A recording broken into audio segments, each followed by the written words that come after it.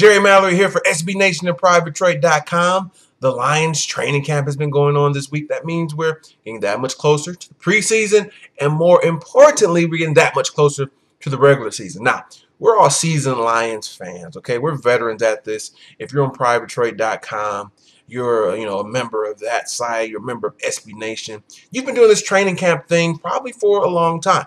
So we know how this goes. There's several stories that surface at training camp. This player looks great. This player is struggling. Story A, story B, this new defensive scheme, yada, yada, yada.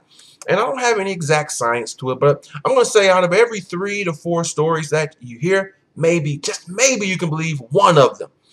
Case in point, Jordan Dysdon.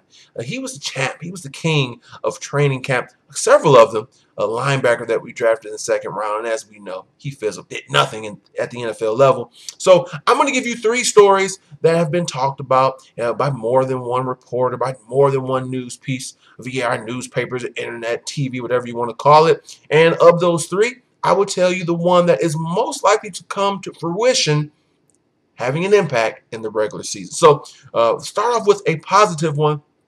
It's Theo Riddick. Now, his story has been talked about as far back as OTAs. He looks sharp. He looks good.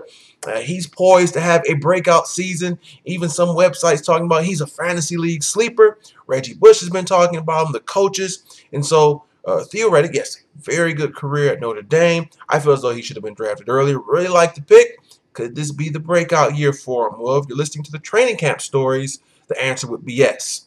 Number 2 is a negative one. It's Eric Ebron having the case of the dropsies. We knew this would be a concern. He struggled dropping the football at the University of North Carolina. We've seen the, how can I put this? We've seen how frustrating, that's the best way to put it, and child-friendly, family-safe. We've seen the issues and the problem having a tight end that can't catch the football. Lo and behold, here comes training camp, and Eric Ebron is struggling catching the football. So this is a negative one. If this carry over to the regular season, there will be some key drops, maybe a touchdown, maybe a first down that he won't get his hands on. The third one is a positive one.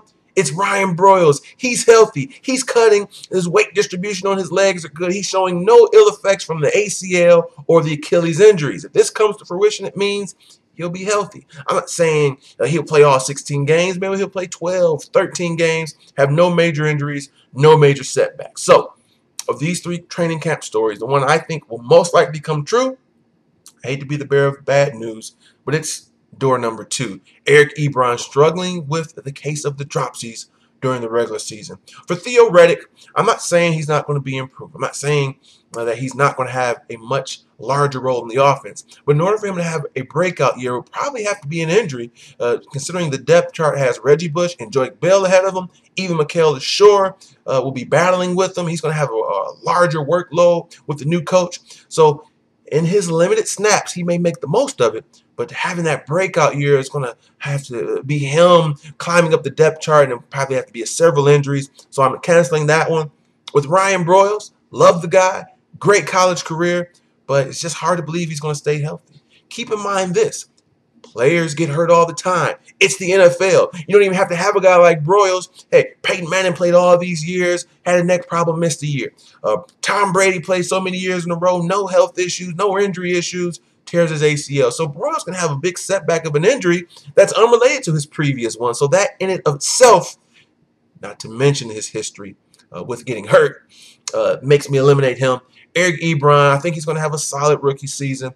And definitely, as time goes on, maybe year 2, maybe year 3, his concentration will improve. Maybe his hand strength, getting more comfortable with the playbook. All of those things will attribute to him dropping the ball less. And I don't think it's going to be a huge issue, but I think we will be talking about this a time or two.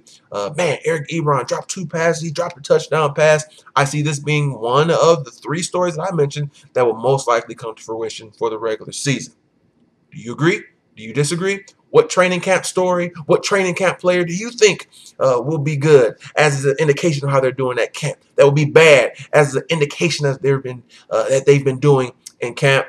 Leave your comments, your thoughts in the allocated section. Keep subscribing, keep watching. I want to thank each and every one of you. And until next time, yes, we will be talking about Ndamukong Suh next.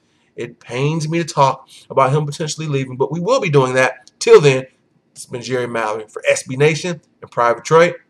lionstrainingschool.com.